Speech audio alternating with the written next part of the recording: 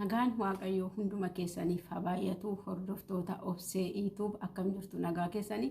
Anis nagaa kootii galata Waaqayyoo akkam jirtu? Jiruun jireenyi haalli qilleensaa hundumtuu gaariidha. Ana bukkeetii galata Gooftaa hundumti isaayyuu gaariidha isiniin jedhaa. Obboloota koo akkam jirtu?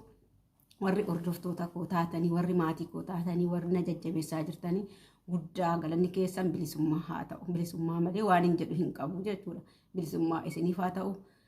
Warri immoo maatii naaf hin taane maatii naaf ta'a na jajjabeessaa na bukkee dhaabbadhaa. Lammiif qoricha kanaafiyyuu na bukkee dhaabbadhaa. Sabskraayibii, laayikii, sheerii naaf godhaa. Koomentii naaf barreessaa na jajjabeessaa. Wanta irraa deebi'us gorsisoo jiraate immoo koomentii jala naaf ka'a irraan deebi'a. Hundumti keenya iyyuu walumaanidha. Walumaan bareedna malee namni tokko qofaasaa bareeduu hin danda'u wanti ta'eef walumaan lammii isiniin jedha. Har'a kan hin qabadhee dhiyaadhee wanta xiqqoo tokkodha. Anaaf xiqqoo haa ta'u malee uummataa fi guddaadha jechuudha.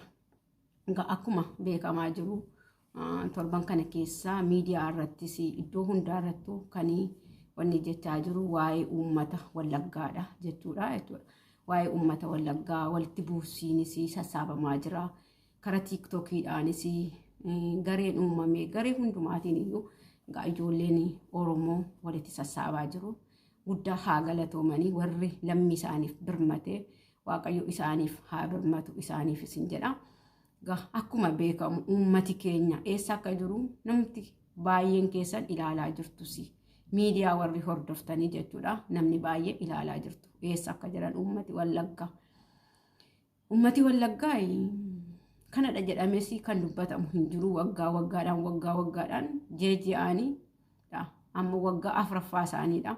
Al tokko bishaantu dhabamaa, al tokko ibsaatu dhabamaa, al tokko karaatu cufamaa. Siqaayii baay'eerra jiru jechuudha. Uummata hundumaadha yeroo Oromoo hundumaadha garuu kan Wallaggaa addadha. Maaliif yeroo baay'ee ibsaan hin dhabamaa bishaanni waan baay'eedha kan irratti qorumsa irratti qoramanii. Kuni qorumsi isaanii immoo hunduma Oromoo fedha. Wanni bilisoomte Wallaggaan bilisoomte Oromiyaan hin bilisoomtu jechuu miti. Uummati keenya wal bukkee dhaabbadhaa, wal ilaalaa gandaa waliin qoodinaa. Rabbumaa fedhaa gandaa waliin qoodinaa. Uummati Wallaggaa bilisoomte jechuun Oromiyaan bilisoomte jechuudha.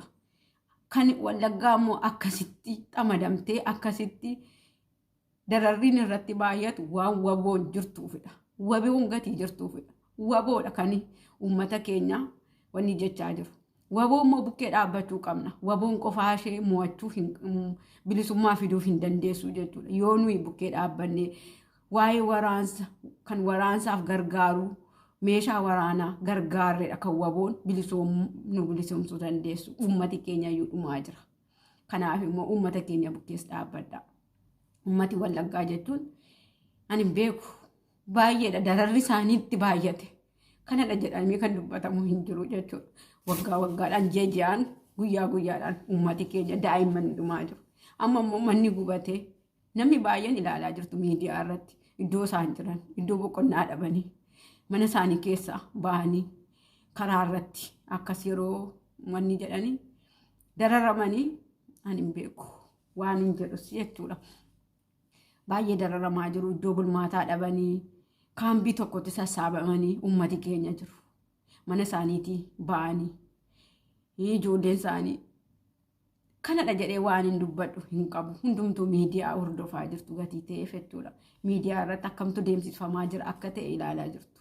Uummati iddoo bulmaataa dhabee sharaa tokko keessatti kaambii tokko keessatti akkasitti ukkaamamee kan jiru iddoo mana isaaniitii mana OA'tii ba'anii ala yeroo aduu keessatti guggubatanii kuni firdiin kanuma Waaqaa duwwaadha.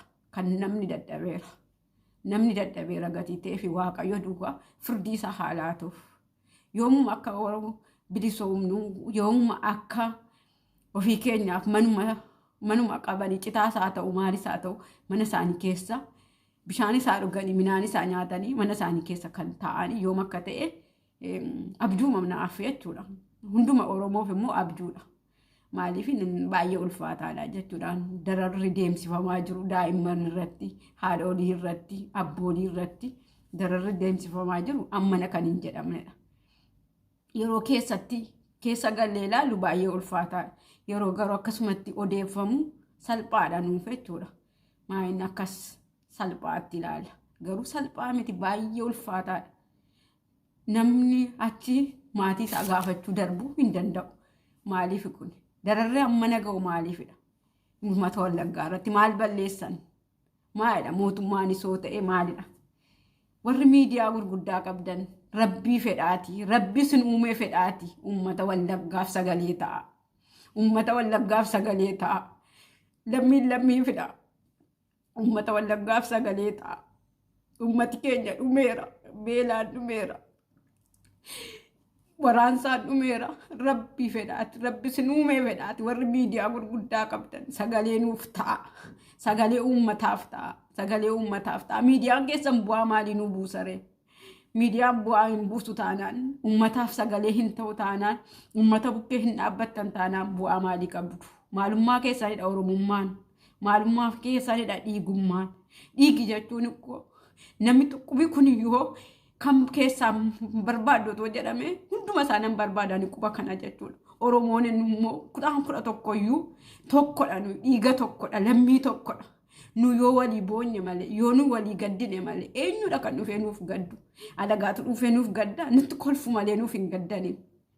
Nutti kolfu malee, Oromoon akkasidha walii galtee hin qabdu jedhu malee, nutti kolfu malee, nu jala deemanii namni nuuf gaddu hin jiru.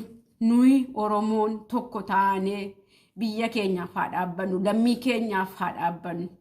Lammii wanni duwwaa miti kan wanni keessa jiru, darara keessa jiru. Oromoon kutaa 11 dararuma keessa jira. Yeroo darbe akkasittidha. Kan Walloon dararamaa turte. Walloof Wallaggaan addadha. Kutaa 11 keessa Walloof Wallaggaan addadha. Maaliif akka ta'e, maaliif akka isaan qamadanii ani hin beeku. Waaqayyo tokkicha duwwaan firdii isaa alaatuuf. Dhiiga dhangala'aa jiruu fi gooftaan Iyyesuusiin inni uumaan uummataa inni firdii isaa haalaatuuf uummata keenyaaf dhiiga daa'immanii, dhiiga boolii, dhiiga dhoodii akkas dhangala'aa jiru. Otoo nyaatiin otoo dhugin akkas dhiitamaa jiranii inni firdii isaa isaaniif haalaatu malee nuyi firdii laachuus hin dandeenyu. Nu humna hin qabnu, humna kan qabu isadha. Inni humna isaatiin firdii isaaniif haalaatu kanadha. Keessi koo baay'ee gaddee jiras baay'ee aarees jira. Uummati maaliif bukkee hin dhaabbatanii? Warri miidiyaa gurguddaa qabanii maali dhagaa bu'aan miidiyaa keessanii? Uummata keenya bukkee ergan dhaabbanne. Uummata Oromoo bukkee ergan dhaabbanne miidiyaa keessan eenyu sinii guddise? Numatu sinii guddise. Numatu walumaa keenyaadhaaf wal guddisne miti. Kanaaf maaliif wal bukkee hin dhaabbattan? Maaliif? Gargaarsa birrii miti. Sagalee mata'aafi. Gargaarsa birrii miti sagalee mata'aafi. Sagalee. Uummatuma keenyaaf sagalee ta'a. Iddoo walitti qabaman sanaallee mana isaaniitti haa deebi'anii. Manumti xiqqoollee ijaaramee walitti haa qabamuufi. Rabbumaa fedhaati. Warri gargaarsas. Iddoo baay'ee ijoolleen Oromoo bittinnooftanii jirtu. Garuu waliigaltee hin qabnu. Maaliif akka ta'e garuu hin beeku. Waliigaltee hin qabnu. Otoo waliigaltee qabaanneeti akkasitti hin dararamnus. Akkasitti diinni nutti hin taphattu. Diinni nurratti hin fincooftu. Garuu waliigaltee dhabumsa keenyadha. Otoo tokko taanee otoo harka wal qabannee waliin guddanneeti diinnis nurratti roorsistu turte. Nuyi ammas taanaan waboo bukkee inuma dhaabbanna. Mirgi uummata Wallaggaaf, mirgi uummata Oromoodhaaf nuuf haa ta'u. Kanadha kan jedhu. Baay'ee dubbachuurras baay'ee wanneechuurras Waaqayyo bichaa firdii isaa haalaatuu fi uummata karaa irratti kufee jiruuf immoo isinis immoo lammiifidha qaqqabaa fi isiniin jedha hamma qabdaniin. Diraama tokko hin tuffatina. Diraamii tokko yeroo Itoophiyaatti jijjiiramtu meeqa akka taatu hundumti keessan beektu. Warri eessa jirtan ijoolleen Oromoo biyyatti bittinnoofneerra akka xaafii jechuudha. Kanaaf immoo hundumti keenyayyuu waan qabnu wal bukkee haa dhaabbannu, irraa hin fagaatinaa, tokko ta'uutu nu bilisoomsa malee walirraa fagaachuu, gandaan wal qooduu, amantiin wal qooduu nu bilisoomsu. Oromoon tokkodha. Kan amma dhaloota ammaa nutu waliin qooduutti ka'e malee durii warri keenya wal qooduu hin qaban turan. Akka isaan nutti himanitti waliin qoodan. tokkodha. Mana abbaa tokkoo nyaati hin jiru taanaan mana tokkooti fudhatanii nyaatanii walirraa oolu. Nama gandaa guddisaa turan amma garuu isaaniyyuu kadhachuutti ka'an. Namaaf darbaa turan amma garuu Oromoon kaambiitti sassaabamanii iddoo tokkotti waan nyaatan dhabanii waan dhugan dhabanii yeroo lammiin keessan akkasitti dararamanii ijoollee Oromoo eessa jirture?